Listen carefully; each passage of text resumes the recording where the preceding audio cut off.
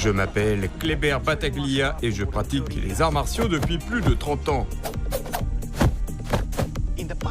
Au cours des 10 dernières années, j'ai enseigné le Wing Chun à Shanghai.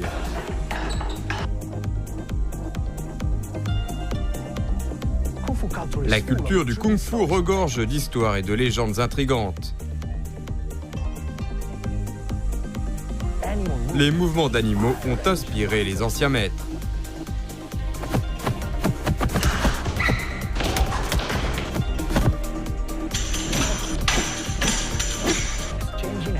Échanger et comparer les idées ainsi que les techniques. Quand tu frappes, frappe, frappe.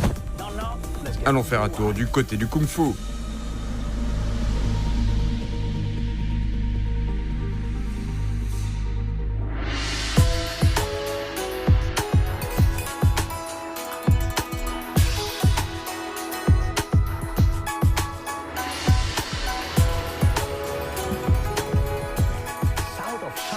Au sud de Shanghai, à 2 heures de vol, se trouve le petit district de Yongchun, qui a une énorme tradition de Kung Fu.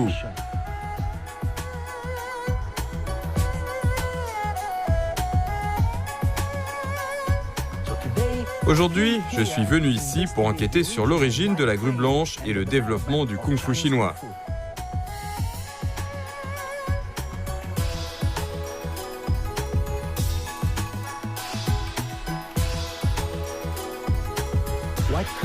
La grue blanche est un bon exemple de style de kung-fu qui s'est inspiré d'un animal sauvage. Tant de styles de kung-fu prétendent y être liés. Les fondateurs tentent d'imiter les stratégies de combat et les caractéristiques de ces animaux. Mais en même temps, ils essaient d'en inclure l'esprit dans leur style. Et nous avons tellement d'exemples ici dans le sud de la Chine. Nous avons le serpent, le singe, la grue et le tigre. Et il y a les combinaisons de ces styles ensemble, comme par exemple le Wing Chun, qui est une combinaison du serpent et de la grue, et le Hong Chuan, qui est une combinaison du tigre et de la grue. Et le corps humain est une arme très polyvalente, qui peut utiliser toutes ces différentes caractéristiques en combat réel.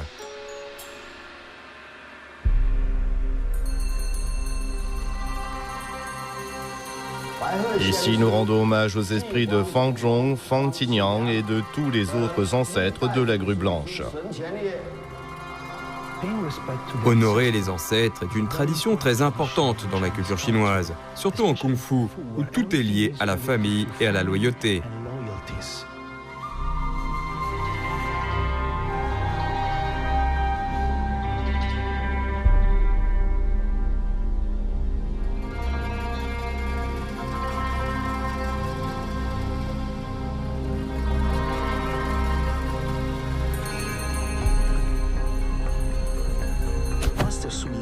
Maître Su Yinghan appartient à la 12e génération des héritiers de la grue blanche de Yongchun. Il pratique les arts martiaux depuis plus de 60 ans. La grue blanche de Yongchun combine les mouvements et postures de l'oiseau avec le kung-fu du Fujian. Il est intense mais pas rigide, doux mais pas faible. Son nom vient de la combinaison de la grue blanche avec le village dont le style est originaire. Voici Fang Qingyang, fondatrice du style de la grue blanche. Elle en est la créatrice. Fang Qingyang était la fille d'un très célèbre artiste martial. Un jour, elle tissait dans sa cour et une grue blanche est venue la déranger. Alors, elle a essayé de la faire s'envoler. Mais l'animal parait toutes les attaques.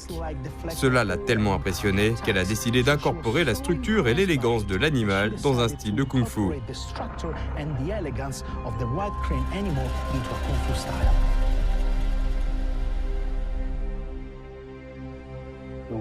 En grue blanche de Yongchun, la paume est comme l'aile de la grue. Lorsqu'on pince ses doigts, c'est ce qu'on appelle le bec de grue.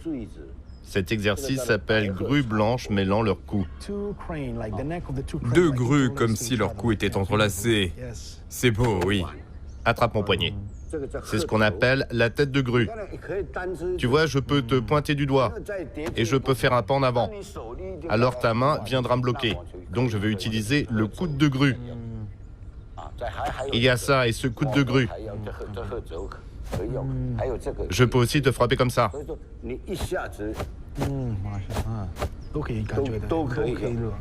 Alors ensemble, on peut tous les utiliser. Tout à fait. Si tu essayes d'utiliser ta force, comme quand j'appuie sur ton bras et que tu tentes de le relever, alors tout ce que j'ai à faire est de déplacer ma main ici. Ah oui, donc encore une fois en utilisant ces points d'acupuncture. Vous savez, comme au moment où... C'est invisible. Si j'utilise juste un peu de force et que je pince ce point, ça ne doit se faire qu'en dernier recours. Cela peut causer de graves blessures. Le style de la grue blanche a de nombreuses formes et techniques de main. Ce panneau montre la lignée de la grue blanche de Yongchun. Disciple de Fan Tiniang, Bai Tie était de la première génération. Il est allé à Taïwan avec Zhang Changgong. Bai Tie a introduit notre style à Taïwan. Lin Shechang a emmené la grue blanche au Japon, à Okinawa, où elle s'est développée pour donner le style Goju-ryu du karaté.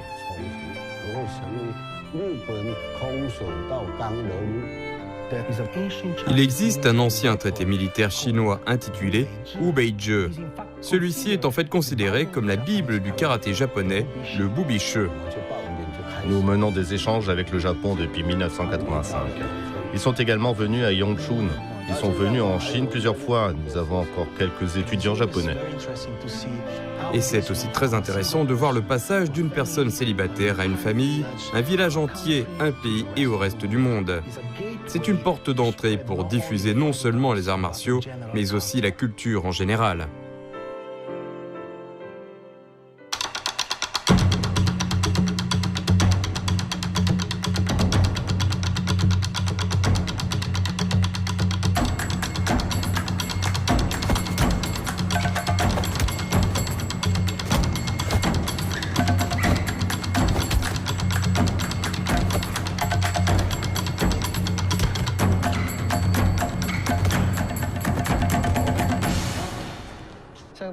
Lorsqu'ils s'exerçaient, ces deux élèves ont utilisé des mouvements de la grue blanche. Par exemple, lorsqu'on reçoit un coup de poing direct, on peut utiliser la griffe de la grue, comme ça. Nous avons un autre mouvement appelé main bouclier. Par exemple, si on vous donne un coup de pied, vous pouvez attraper la jambe ou bloquer l'adversaire comme ça. Après l'avoir bloqué, vous avez l'occasion d'attaquer. Il choisit toujours le bon moment pour couper. Vous pouvez voir que quand il l'a fait, il a attaqué immédiatement le point faible, frappant toujours sur certaines parties comme le cou, attrapant les jambes et donnant un coup sur le genou. C'est une stratégie qu'ils doivent utiliser afin de se battre contre quelqu'un de beaucoup plus fort. Nous avons un mouvement appelé roulement d'omoplate. Disons qu'il est très fort et m'attrape comme ça. Je ne peux me dégager. Donc, on fait remonter son ventre, puis on frappe le menton ou ici. Entraîne-moi hors de mon centre de gravité et je suivrai ton mouvement comme ça. Oui, très bien. Frappe ici et ici, cette articulation. Tout à fait. Et celle-ci. Bien, tu peux aussi faire ça. Très bien. C'est ça.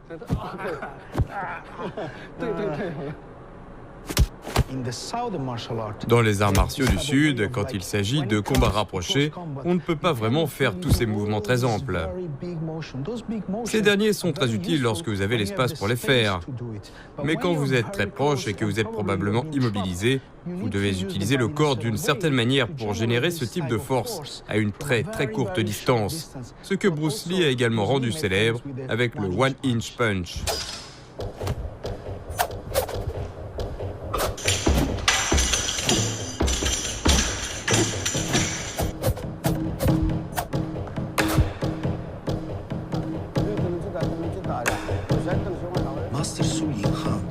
Maître Su Ying-han pratique et enseigne toujours le kung-fu de la grue blanche tous les jours.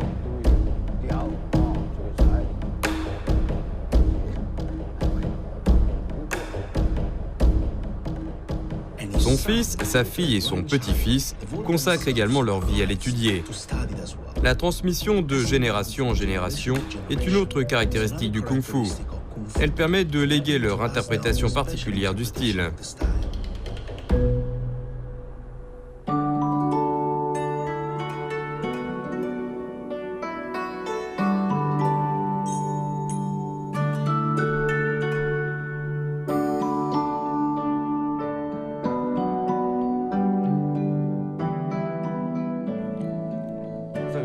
Voici la salle commémorative Wengong.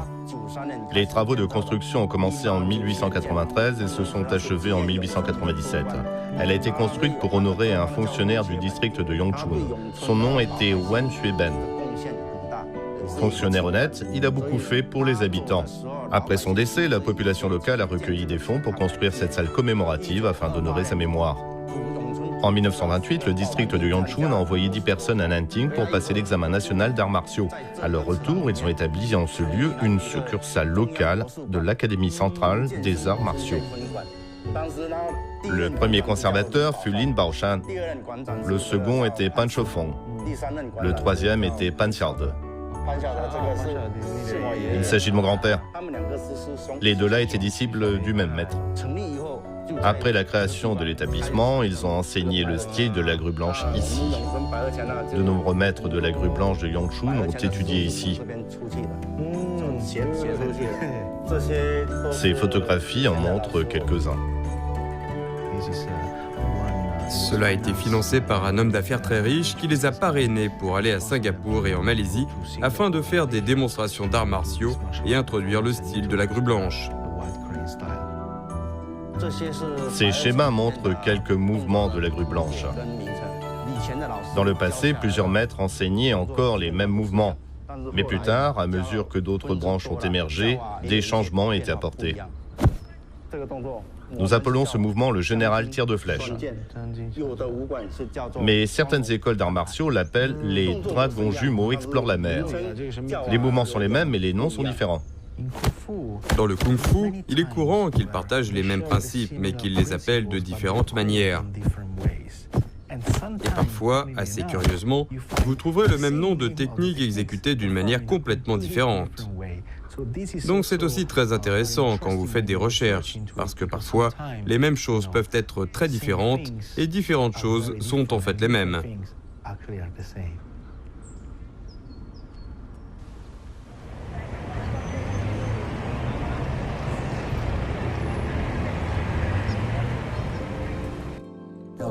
C'était très difficile de trouver ces scies manuels. Ils ont des centaines d'années.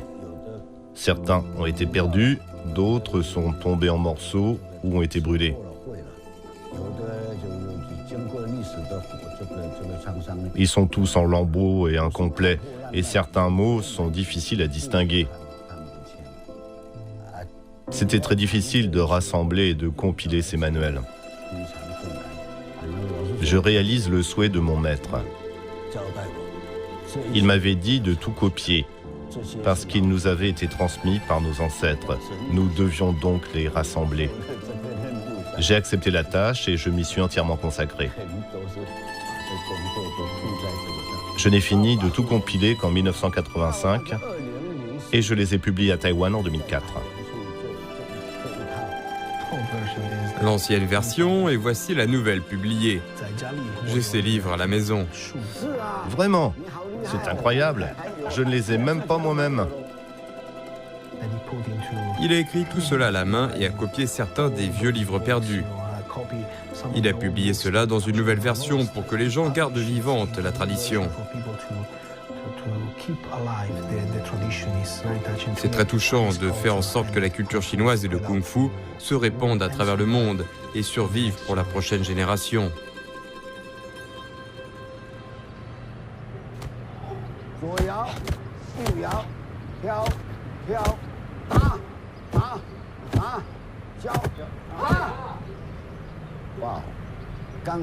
Il y a eu beaucoup de mouvements de saisie. Tout à fait. Cela nécessite un long entraînement.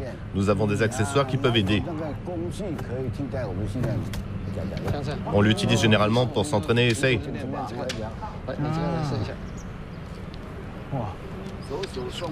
C'est assez lourd et très gros. Ma main ne fait pas le tour. Pas comme ça, les doigts recourbés. Utilise tes doigts, utilise leur force. Saisis-le. Saisis-le, saisis-le. Lâche prise, puis saisis-le.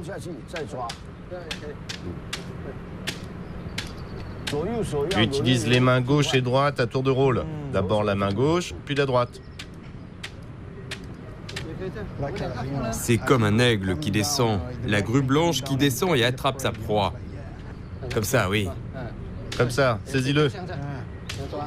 Bien. Oui, comme ça, saisis-le. C'est cool pour développer la dextérité, la coordination des mains et la force des doigts. Il est très difficile à manier car il est assez gros. Les doigts ne peuvent pas en faire le tour, donc il faut vraiment saisir à l'intérieur de ces baguettes de bois et essayer d'attraper. Dans le kung-fu du Sud, il est toujours question de doigts, de poignets, d'avant-bras. Pour eux, c'est très important parce que ce sont toujours des systèmes de combat rapprochés. Donc ces outils de développement sont vraiment bons. Ils ont une préparation pour les avant-bras et aussi des armes pour les poignets. Dans le même temps, ils ont aussi ces outils pour entraîner les doigts.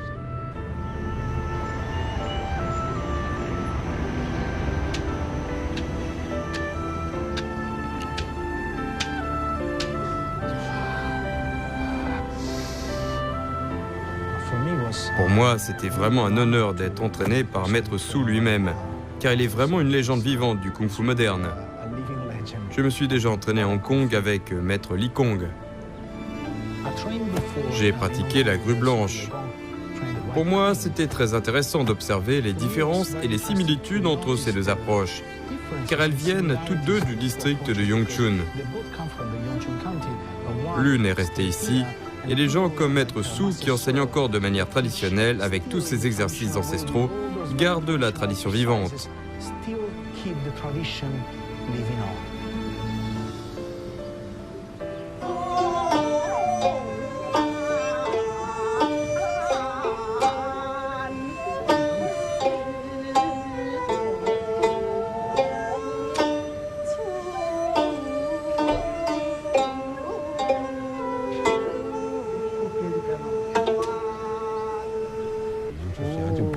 Waouh! C'était incroyable. C'est le Nanyin d'ici. Le Nanyin est un fossile vivant de la musique chinoise ancienne. Son histoire s'étend sur près de 2000 ans.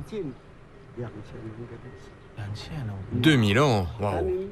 Une caractéristique du Nanyin est sa douceur. La façon dont il est chanté est complètement différente de tout le reste. Le chant est unique. Ils disent qu'après s'être exercés pendant de nombreuses heures, ils veulent simplement se détendre. Et comme le temps le leur permet, ils se réunissent toujours.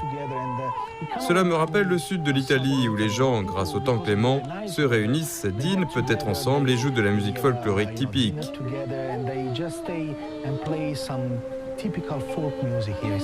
Quelque chose ici me ramène vraiment dans ma ville natale.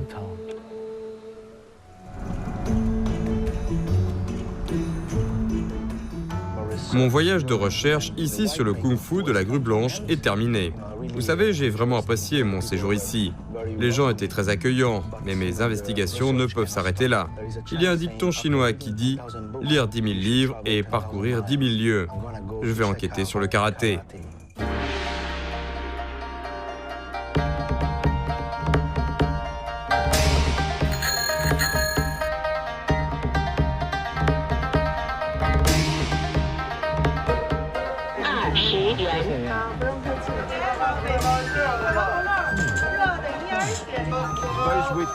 C'est très sucré, mais en même temps, c'est aussi très frais et très rafraîchissant dans la bouche. C'est vraiment cool.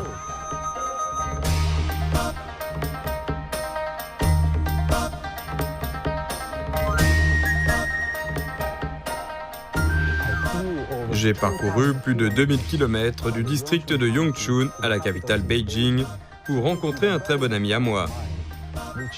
C'est un maître de la grue blanche et il va me présenter un maître du karaté Goju Ryu. Et nous regarderons les différences et les similitudes entre ces deux styles et comment le kung-fu chinois a influencé d'autres arts martiaux à travers le monde.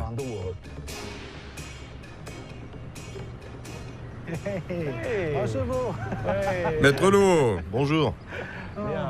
comment vas-tu? Ça fait longtemps. Très bien, aujourd'hui je vais te présenter un sensei, Maître Re. C'est un bon professionnel du karaté Goju Ryu à Beijing.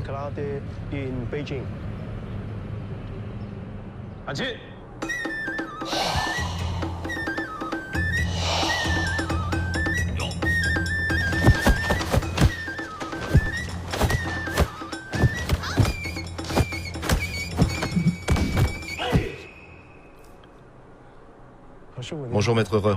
Bonjour. Voici un ami. Il voulait venir ici pour en savoir plus sur la relation de la grue blanche avec le karaté. Nous avons des tenues ici, vous pouvez vous changer. Placez votre coude sur votre poignet. Dessinez un cercle le long de votre avant-bras avec la main du bas. Repliez jusqu'à l'aisselle, puis poussez. Utilisez l'éminence ténare de la paume pour pousser l'épaule de votre adversaire. Utilisez l'autre main pour pousser la région de l'aine de l'adversaire. On vient de pratiquer ce qui est connu sous le nom de Mawashi Uke. Cela se traduit par tir en arrière et bloqué. Je vais vous montrer le fonctionnement. Lorsque l'adversaire donne un coup de poing, on commence par un blocage vers l'intérieur, ce qui mène son bras dans votre main. À ce moment-là, saisie, recul et torsion. Il faut reculer, sinon la force de l'adversaire est trop grande et on ne peut pas tordre. On fait ça et elle se dissipe. Ensuite, on peut le repousser. En grue blanche, on l'appelle Bao Pai Shou. Pourquoi ce nom? C'est un bouclier. Oui, un bouclier. Derrière ce dernier, il y a deux poignées. Donc on tient les deux poignées du bouclier pour bloquer. Ce genre de main bouclier s'appelle donc Bao Pai Shou. Et il en existe des types différents. Le Bao Pai Shou main croisée, le Bao Pai Shou coude croisé et le Bao Pai Shou vertical. En grue blanche, son application est la suivante. Quand tu frappes, c'est le côté extérieur, d'accord? Donc quand tu frappes, main croisée, c'est à l'aine. Quand tu frappes, à l'intérieur, d'accord? À l'intérieur, on ne peut pas frapper le milieu, le centre, car ces deux mains vous attaqueraient. Alors, une main est ici, l'autre là. Parce que quand il m'attaque, je peux bloquer. Je peux bloquer la voie. Si c'est au centre, il va dans votre centre, d'accord? Alors, frappe, c'est ici. D'accord. Il y a aussi le haut et le bas. Frappe, c'est aller vers le bas.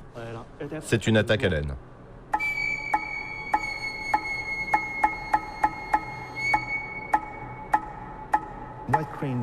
En grue blanche, ils ont ce concept des différentes portes. Donc ils veulent aller dehors, dedans, en haut et en bas. Ils adaptent l'anatomie de la main dans différentes positions, selon la porte vers laquelle ils vont. Ils ont cette croix en karaté parce qu'ils veulent se protéger, prendre les deux mains et faire une clé de bras. Donc malgré les fortes similarités apparentes, l'application est assez différente.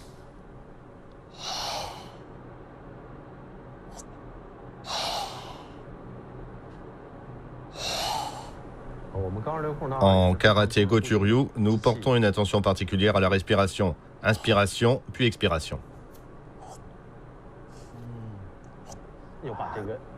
Toute la zone allant du menton au bas du ventre doit être tendue. C'est à ce moment qu'elle est la plus tendue. Ensuite, quand on inspire, on peut se détendre un peu. Je vais t'expliquer comment en grue blanche, le son pousse la force, améliore votre force.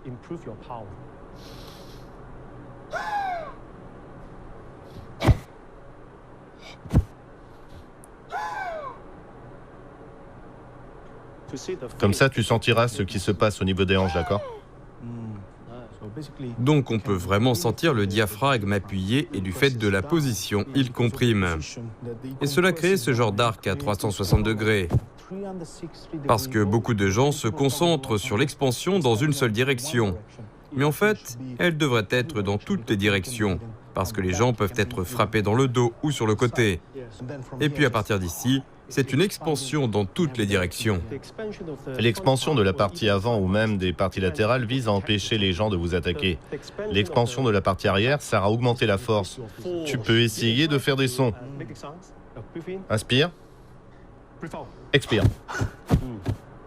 Tourne. Baisse. Tourne. Inspire plus longtemps. Plus longtemps. En fait, ça ressemble beaucoup à l'opéra italien, quand ils pressent comme... C'est un peu comme appuyer sur le diaphragme pour générer ce genre d'explosion. Tu peux faire une note aiguë?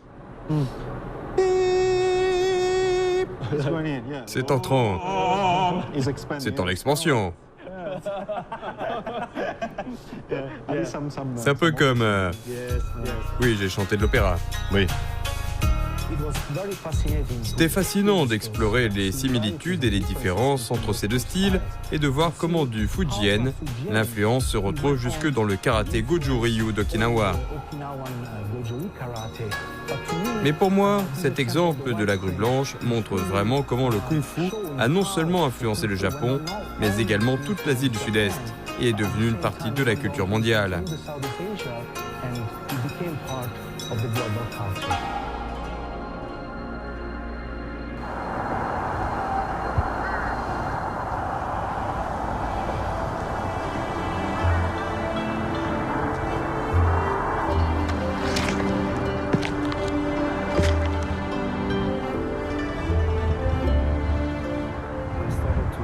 J'ai commencé à apprendre les arts martiaux grâce à ma mère. Elle était tellement impressionnée par Bruce Lee et ses films que je voulais devenir comme lui. Plus j'approfondissais, plus ça dépassait mon imagination. Cette détermination est dans mon âme. J'espère que les gens pourront vraiment le ressentir, s'en inspirer et aussi faire leur propre voyage.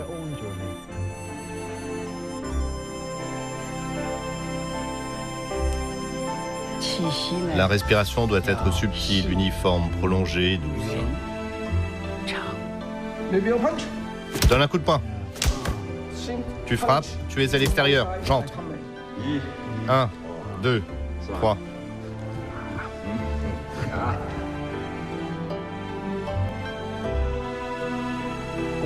Le kung-fu devrait faire partie de notre vie quotidienne et nous ramener à la nature. On pivote, on tourne.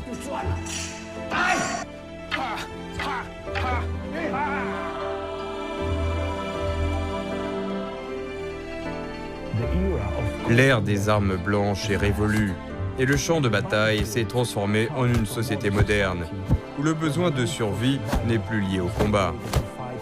Mais l'esprit du kung-fu, comme la Grande Muraille, vivra toujours à travers la passion, la détermination et l'effort.